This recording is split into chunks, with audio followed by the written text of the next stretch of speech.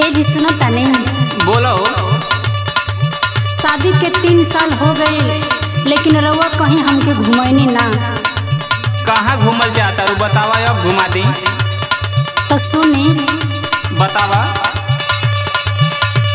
मनवा में लागल बा आसरे पिया असरा पुराई द कइसन हमहु के शहर तू हमके असमे घुमाई द।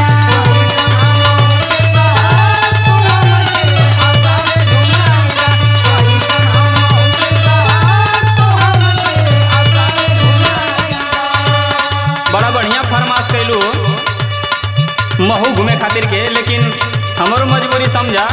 कैसन मजबूरी बाजी? सुना सुनावा। सूरजमुखी धूप बिना तू जैसे बारू मुरझाई, जाए जाए कहता रू या धनिया धान न कटाई। जाए जाए कहता रू या धनिया धान न कटाई, जाए जाए कहता रू या धनिया धान न कटाई। Presented by Bhim Mission Bhojpuriya।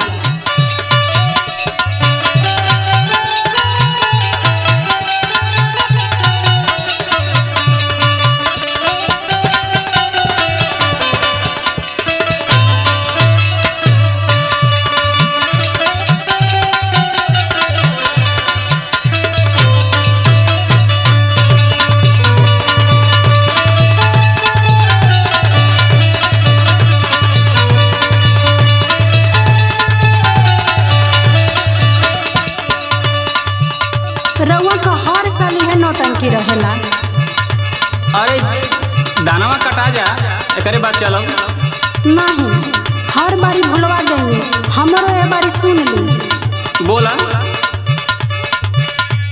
परसल कहला घुमैला का तिरिया कसम तू निभैला का।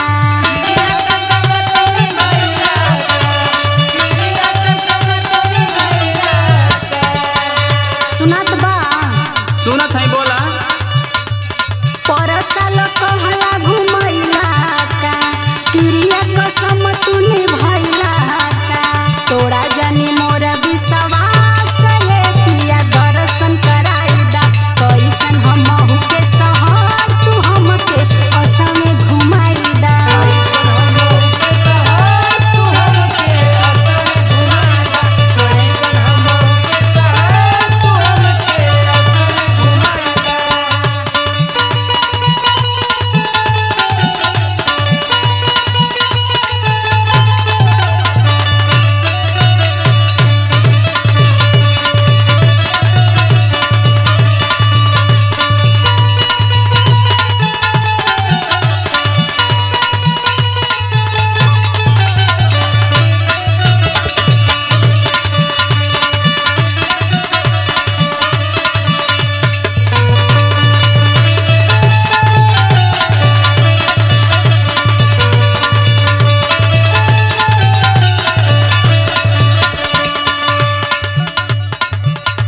पैसा वैसा चाहे कि ना जाए खातिर कही बतावा।